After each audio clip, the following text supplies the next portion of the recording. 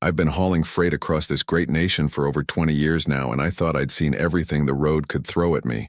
Blizzards in Montana that'll freeze your diesel solid in the tank, dust storms in Texas that turn day into night faster than you can say. 10-4. Even had a black bear try to hitch a ride with me up in Colorado once, climbed right up on my running board while I was parked at a truck stop near Vail. But what happened to me last Tuesday on Route 66, just outside Flagstaff, Arizona? Well, that's something that's going to stick with me till the day I die and probably haunt my dreams for years to come. Hell, I'm still trying to wrap my head around it, and it's been a week since it happened. Now, before I get into this wild story, I gotta ask you something real important. Have you ever had one of those moments where reality just shifts? Where everything you thought you knew about the world gets turned upside down in the span of a few minutes? Where you start questioning if you're losing your mind or if maybe, just maybe, this world is a whole lot stranger than any of us ever imagined? Drop a comment below and tell me about it, because after what I'm about to share with you, I'm starting to think maybe we don't know this old world as well as we think we do. Maybe there's things happening out there on these lonely highways that would make Stephen King himself lose sleep and reach for a bottle of whiskey. My name's Joe Weisler, and I've been running the same route from Phoenix to Denver for the past 8 years. It's steady work, good pay, and it keeps me close enough to home to see my daughter Emma on weekends. She's 12 now and thinks her old man's just another boring trucker who smells like diesel and coffee. That Tuesday started like any other day in my ordinary, predictable life. I loaded up my Peterbilt 379 with a full trailer of solar panels heading to a new installation site up in Colorado. 48,000 pounds of clean energy technology, nothing fancy or dangerous, just another routine haul on America's most famous highway. I'd done this exact same run probably 300 times before. The morning was crystal clear, one of those perfect Arizona days where the sky stretches on forever like God's own blue canvas, and the San Francisco peaks stand out like they're painted on a postcard by some artist who's never seen anything but perfection. Temperature was sitting pretty at about 72 degrees, not a cloud in sight. Light breeze coming from the west. I'd pulled out of Phoenix around 5 a.m. sharp, made good time through the desert, and was cruising through that beautiful stretch between Winona and Flagstaff, where the landscape starts changing from desert scrub to pine forests. Everything was normal. Everything was routine. Everything was exactly like it should be. I had absolutely no idea I was about to drive straight into the impossible. I was about 15 miles east of Flagstaff, doing a steady 65 in the right lane with my Jake brake humming that familiar tune that every trucker knows by heart, when I first noticed something was seriously off. The CB radio had gone dead quiet, and I mean cemetery at midnight, bottom of a well quiet. Channel 19 is usually buzzing with chatter 24/7, you know. Truckers talking about road conditions, smoky reports, complaining about dispatch giving them impossible deadlines, or just shooting the breeze about whatever's on their minds. Sports, politics, their wives, their rigs. But this morning, nothing but static, like every single driver on the highway had just vanished into thin air or been raptured up to heaven. I reached over and checked my radio, thinking maybe I'd accidentally switched channels or something had come loose during all the bouncing around on these rough roads. Breaker 19, this is Hammer Down Joe eastbound on the 66. Anybody got their ears on out there? I called out using my usual handle. Nothing. Not even a comeback from some bored driver looking to chat or complain about fuel prices. The silence was so thick you could cut it with a knife, and it was starting to make my skin crawl like ants were marching up and down my spine. But then I started noticing the other vehicles, or rather, the complete and total lack of them. For a Tuesday morning on Route 66, one of the busiest trucking corridors in the entire Southwest, the road was eerily empty. I hadn't seen another soul, not a car, not a truck, not even a motorcycle or RV, for the past 20 minutes, which is downright unnatural for this stretch of highway. Usually you got a steady stream of traffic heading both directions, tourists in RVs taking pictures of everything, locals commuting to work in Flagstaff, other truckers making their runs to Denver or Albuquerque, state troopers looking for speeders. But today, it was like I was driving through some kind of post-apocalyptic wasteland where everyone had just disappeared. The hair on the back of my neck started standing up. You know that feeling? Like when you're a kid, walking past a graveyard at dusk and you think something's watching you from behind the headstones, waiting for you to turn your back. My hands got a little sweaty on the steering wheel, and I found myself checking my mirrors more often than usual. half expecting to see something that shouldn't be there following me down this empty stretch of America's Mother Road. That's when I saw it up ahead, this massive crater right smack dab in the middle of the eastbound lanes. I'm talking huge, folks. Had to be at least 50 feet across, and God only knows how deep, like someone had detonated a bomb right in the heart of the highway. The asphalt around the edges was all buckled and twisted like something had punched up from underneath with the force of an earthquake or a volcanic eruption.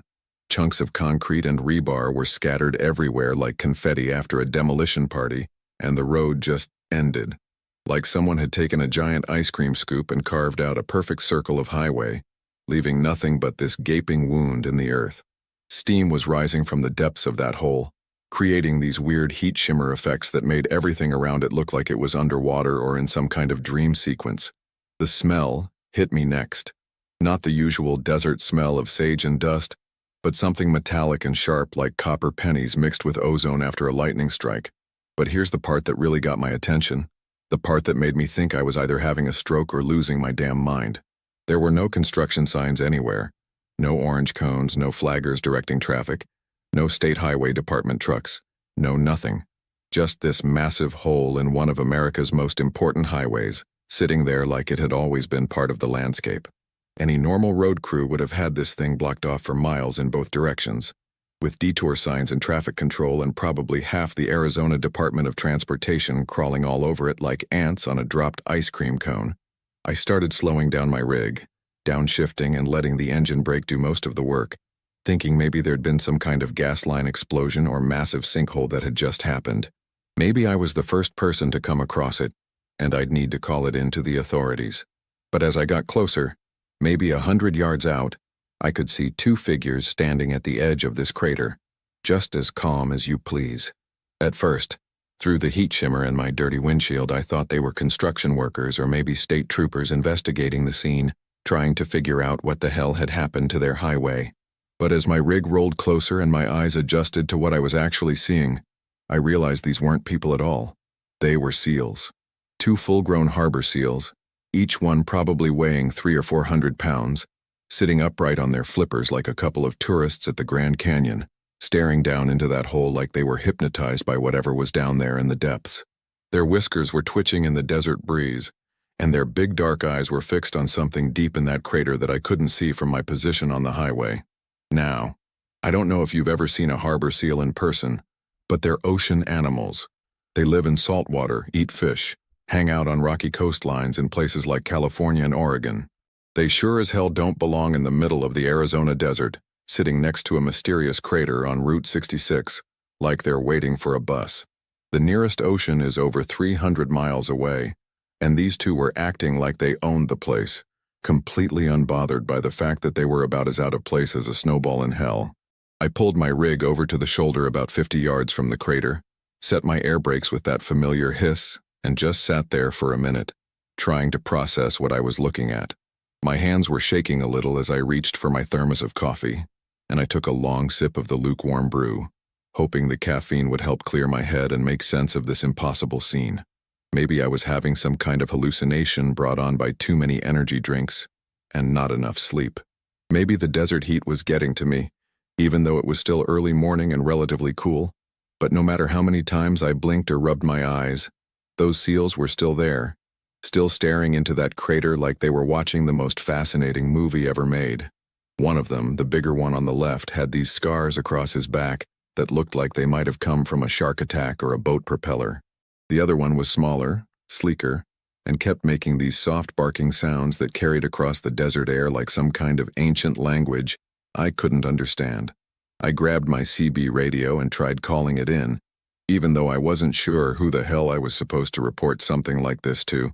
Breaker 19, this is Hammerdown Joe eastbound on Route 66 about 15 miles east of Flagstaff. I got a situation here that's gonna sound crazy, but I need someone to come take a look at this. There's a massive crater in the highway and, well, you're not gonna believe this part. I waited for a response, but the radio was still dead as a doornail. Not even static now. Just complete silence like the thing wasn't even plugged in. That's when I made the decision that would change everything. I shut down my engine, grabbed my flashlight from the door pocket, and climbed down from the cab. The desert air hit me like a wall, dry and warm with that metallic smell getting stronger as I walked toward the crater. My boots crunched on the scattered debris, and I could hear my heart pounding in my ears like a bass drum at a rock concert. Every instinct I had was telling me to get back in my truck and find another route, but curiosity killed the cat, as they say, and I've always been too stubborn for my own good. As I got closer to those seals, they turned to look at me with those big, intelligent eyes, but they didn't seem afraid or aggressive. If anything, they looked expectant, like they'd been waiting for me to show up, like I was part of some plan I didn't understand. The bigger one made a low rumbling sound in his throat, almost like he was trying to communicate something important, and then both of them turned back to stare into the crater. It was like they were saying, "Come on, human. You need to see this too." I approached the edge of that hole with my heart hammering against my ribs, and what I saw down there in the depths made my knees go weak, and my mind struggled to accept what my eyes were telling me was real. What I saw down in that crater defied every law of physics and common sense I'd ever learned in my 40 years on this planet. The hole went down maybe 30 feet with smooth walls that looked like they'd been carved by some kind of precision tool, rather than blasted out by an explosion. But that wasn't the weird part. The weird part was what was at the bottom, glowing with this soft blue-white light that pulsed like a heartbeat, casting dancing shadows on the crater walls that moved in patterns that hurt my eyes to follow for too long. It was some kind of structure, folks. Not a rock formation or a piece of machinery that had fallen from a truck, but an actual structure that looked like it had been built by, well, I don't know what could have built something like that. It was geometric, all angles and curves that somehow flowed together in ways that made my brain itch just looking at them. The surface was smooth as glass but seemed to shift and ripple like liquid mercury when the light hit it, just right. And that light wasn't coming from any source I could identify. It was just emanating from the structure itself, like it was alive and breathing. The seals beside me were making these low, melodic sounds now, almost like they were singing or chanting. Their voices harmonized in a way that sent chills down my spine and made the hair on my arm stand up like I was in the middle of an electrical storm. I looked over at them, and I swear on my daughter's life, they looked back at me with understanding in their eyes. Not animal understanding, but human understanding, like they knew exactly what that thing was down there and why it was important. I pulled out my cell phone to take a picture, thinking nobody would ever believe this story without proof. But the screen was completely black. Not dead battery black, but like the phone had never existed black. I pressed the power button, held it down, tried everything I could think of, but it was like the device had been wiped clean of any ability to function. Same thing happened when I tried my backup camera from the truck. Completely dead, even though I'd charged it the night before. That's when I heard the voice. Not from the seals, not from another person, but from the structure itself. It was speaking directly into my mind, bypassing my ears entirely, and the words came through crystal clear in perfect English with just a hint of an accent I couldn't place. Joseph Michael Weisler, it said, and hearing my full name spoken by something that shouldn't exist made my blood run cold. You have been chosen to witness this moment because your path intersects with ours at this precise point in time and space. I stumbled backward from the edge of the crater, my legs feeling like jelly, but I couldn't look away from that pulsing light. "What the hell are you?" I managed to croak out, my voice sounding small and scared in the vast desert silence. The seals turned to look at me again, and I could see something like sympathy in their expressions, like they understood how overwhelming this was for a simple truck driver who just wanted to deliver his load and get home to his daughter. "We are what you might call travelers," the voice continued, and I could feel it resonating in my chest cavity like standing too close to a massive subwoofer. "We have been journeying between worlds for longer than your species has existed, and this vessel has been dormant beneath your highway for 73 of your years. The seals you see are our ambassadors, you might say. They have been waiting here since the early hours of this morning, knowing that you would arrive at precisely this moment." I looked at those seals with new eyes, and suddenly their presence made a twisted kind of sense. They weren't just random marine animals that had somehow wandered into the Arizona desert.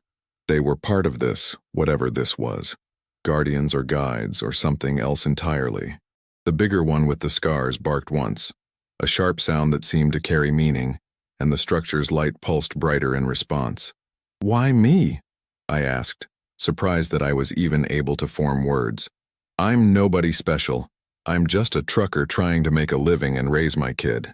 There's gotta be scientists or government people or somebody more important you should be talking to.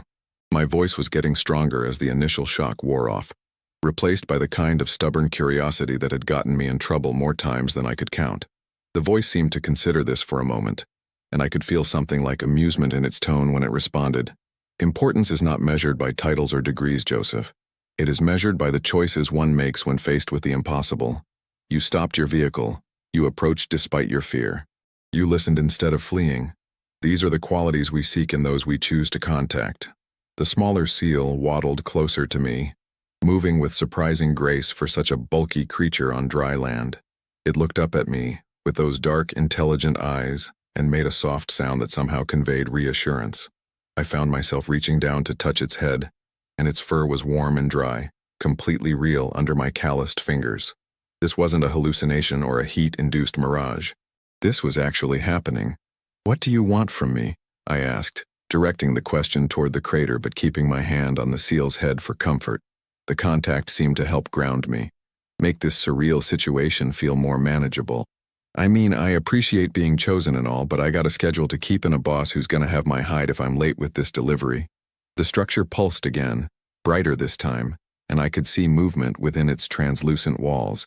Shapes that might have been figures or might have been something else entirely, flowing and shifting like smoke in a gentle breeze. "We require nothing from you, Joseph, except that you remember this moment. Remember what you have seen here today. There will come a time, perhaps years from now, when this knowledge will be important, when others will need to hear your story and believe it." The voice paused, and I could feel something shifting in the air around us, like the pressure change you get before a thunderstorm rolls in. The seals both turned their attention back to the crater, and their barking became more urgent, more insistent.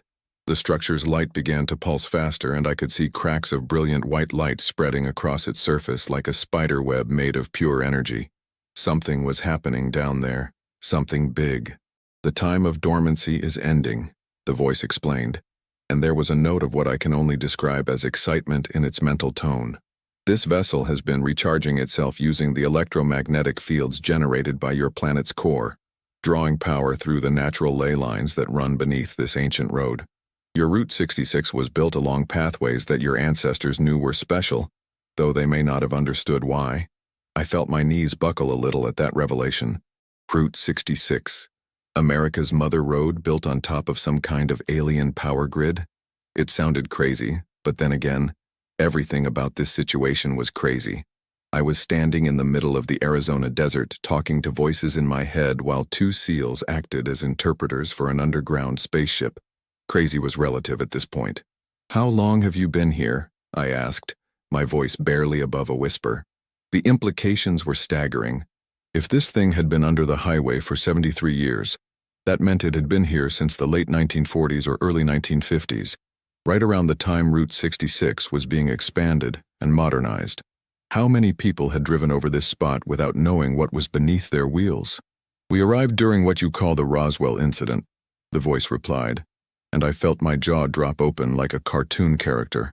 That event was a distraction, you might say. While your government and media focused their attention on New Mexico, we were able to establish ourselves here in Arizona without detection. The crash in Roswell was genuine, but it was not us. There are many travelers in this galaxy, Joseph, and not all of them are as careful as we try to be. The bigger seal with the scars suddenly stood up on its hind flippers and let out a long, mournful call that echoed across the desert like a foghorn. The sound sent chills down my spine and made me look around nervously, half expecting to see government helicopters or military vehicles converging on our position. But the highway remained empty, the desert silent except for the wind whistling through the scattered debris. "Your guardian is warning us that our time grows short," the voice explained. "The energy discharge from our awakening process will soon be detected by your planet's monitoring systems.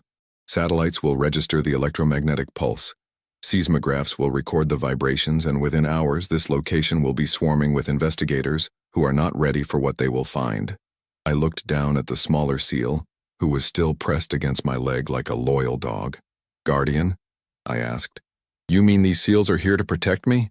The idea that these marine mammals had somehow been assigned as my personal bodyguards in this impossible situation was almost more unbelievable than the alien spaceship itself. "Not to protect you, Joseph, but to guide you," the voice corrected gently. "They will ensure that you leave this place safely, and that your memory of these events remains intact. There are forces on your world that would prefer this encounter never happened, that would go to great lengths to erase any evidence of our presence. The Guardians will help you resist those influences." As if on cue, both SEALs began moving away from the crater, waddling across the broken asphalt toward my truck with purpose and determination. They kept looking back at me expectantly, clearly wanting me to follow them. The structure's light was getting brighter and more intense, and I could feel heat radiating up from the depths of the crater, like standing too close to a bonfire. "Wait," I called out, suddenly desperate not to let this moment end. "I have so many questions. Where do you come from? Why are you here? What's going to happen next?" The words tumbled out of my mouth in a rush, and I realized that despite the fear and confusion, part of me didn't want this incredible experience to be over. How many people get the chance to make first contact with beings from another world? "The answers to those questions will come in time," the voice replied, and I could sense a note of fondness in its mental tone, like a parent explaining something to a curious child. "For now, it is enough that you know we exist, that we have been watching and waiting, and that the time of hiding is nearly over. Your species stands at a crossroads, Joseph. The choices you make in the coming years will determine whether our next meeting is as friends or as something else entirely." The SEALs had reached my truck and were now barking urgently, their calls echoing off the metal sides of my trailer.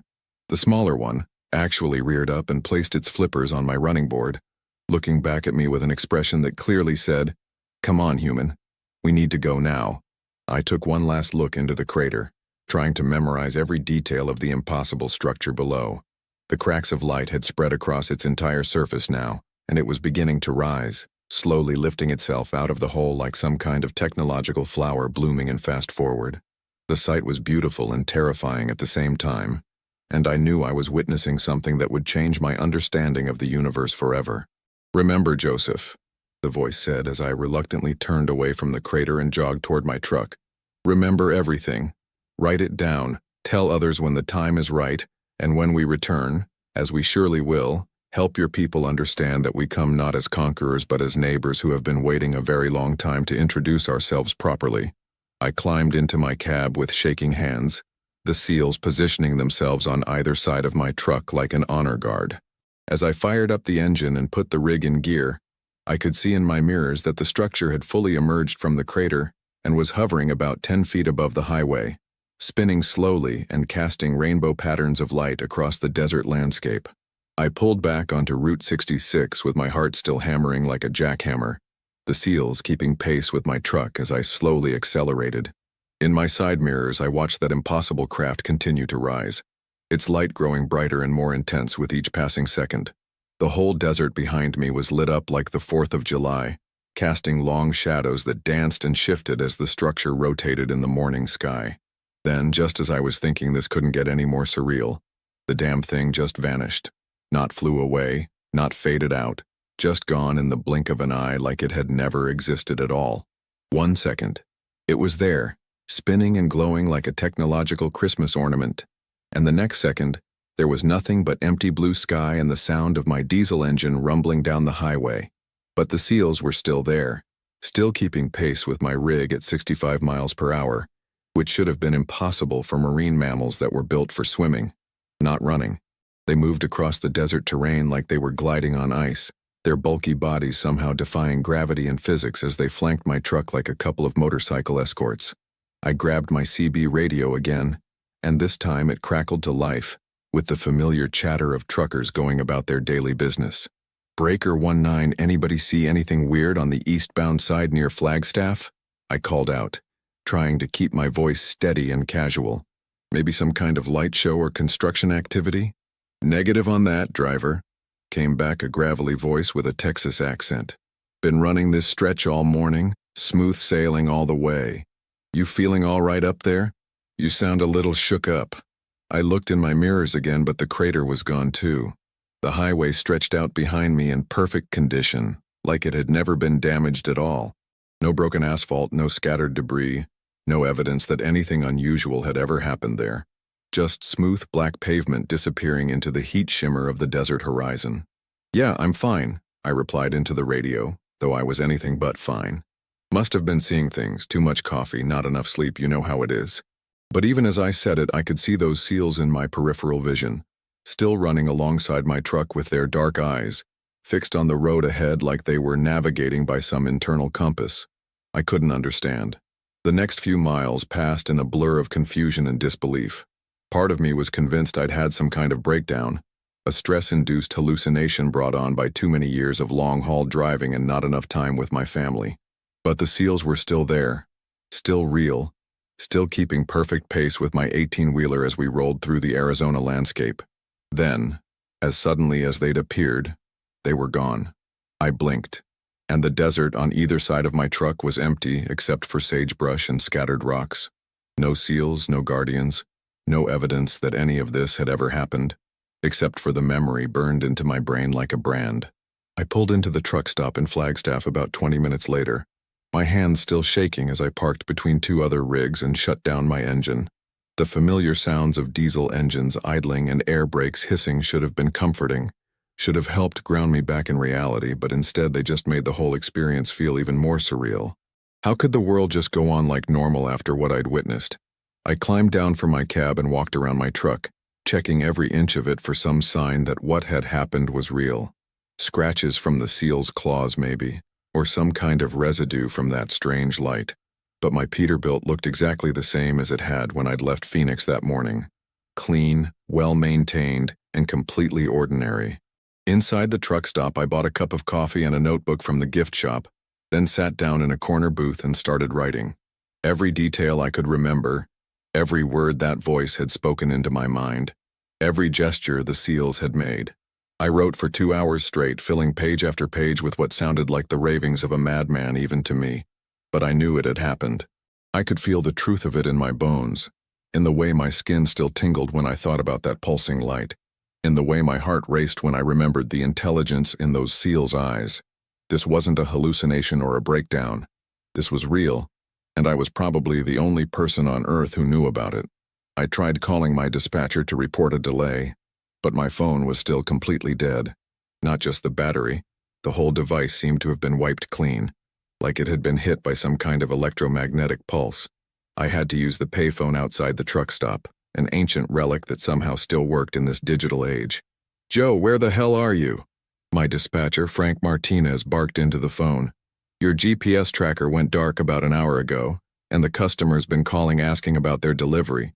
You better not be taking one of your scenic detours again." "Sorry, Frank," I said, trying to sound normal. "Had some truck trouble, but I'm back on the road now, should be in Denver right on schedule." It wasn't exactly a lie. I had definitely experienced some kind of trouble, even if it wasn't mechanical. The rest of the drive to Denver passed without incident, but I couldn't shake the feeling that I was being watched, not by government agents or alien spacecraft, but by something more subtle. Birds seemed to follow my truck for longer than usual. Clouds formed patterns in the sky that looked almost like symbols. Even other drivers on the highway seemed to glance at me with more interest than normal, like they could sense that something had changed about me. I delivered my load of solar panels to the construction site outside Denver without any problems. But the whole time I was thinking about what that voice had told me. There will come a time when this knowledge will be important, when others will need to hear your story and believe it. When would that time come? How would I know? And who the hell was going to believe a story about talking spaceships and psychic seals on Route 66? The drive back to Phoenix 3 days later was when things started getting really weird, and I mean weird in a way that made the alien encounter seem almost normal by comparison. I was taking the same route naturally, Route 66, westbound through Flagstaff, and I was dreading passing that spot where the crater had been. Part of me was hoping to see some evidence that it had really happened. Maybe some residual damage to the highway or construction crews investigating unusual seismic activity. But another part of me was terrified that I'd see those seals again. Or worse, that I wouldn't see anything at all and would have to accept that I'd completely lost my mind. As I approached the area where the encounter had happened, I slowed down and kept my eyes peeled for any sign of disturbance. The highway looked perfect, like it had been freshly paved, but there was something else that made my blood run cold. There were other truckers pulled over on the shoulder, maybe 6 or 7 rigs, all parked in roughly the same spot where I'd stopped to investigate the crater. I pulled over behind them and climbed down from my cab, walking toward a group of drivers who were standing around talking in hushed, excited voices. I recognized a couple of them from previous runs: Bill Henderson, who hauled auto parts between Los Angeles and Dallas, and Maria Santos, one of the few female long-haul drivers I knew who specialized in oversized loads. "Hey, Joe," Bill called out when he saw me approaching. "You hear about what happened here yesterday? Craziest damn thing any of us ever seen." His face was pale, and his hands were shaking slightly as he lit up another cigarette. Bill was a 20-year veteran of the road, the kind of guy who'd seen everything and wasn't easily rattled. "What kind of thing?" I asked, though I had a sinking feeling I already knew the answer. My heart was pounding so hard I was sure the other drivers could hear it. Maria stepped forward, her dark eyes wide with a mixture of fear and excitement. "There was this hole, Joe, right in the middle of the highway, big enough to swallow a semi. But that's not the weird part. The weird part was the animals." She paused, looking around at the other drivers like she was checking to make sure they'd back up her story. "Animals," I prompted, though my mouth had gone dry as dust. "Seals," said another driver I didn't recognize, a young guy with a beard and a nervous laugh. "2 harbor seals just sitting there next to this crater like they owned the place. In the middle of the Arizona desert, can you believe that? My CB radio went dead, my GPS stopped working, even my damn watch stopped ticking." Bill nodded vigorously. "Same thing happened to all of us. Every electronic device just went dark for about an hour. Then when everything came back online, the hole was gone and so were the seals. Highway looked like it had never been touched." He took a long drag from his cigarette and shook his head. 20 years I've been driving this route, and I ain't never seen nothing like it. I felt like I was going to throw up. It hadn't been a hallucination or a breakdown. Other people had seen it too, experienced the same impossible things I had. But that raised even more questions. Why had I been the only one to make contact with whatever was in that crater? Why had the voice spoken only to me? "Did any of you hear anything?" I asked carefully, not wanting to sound completely insane. "Like voices or sounds coming from the hole?"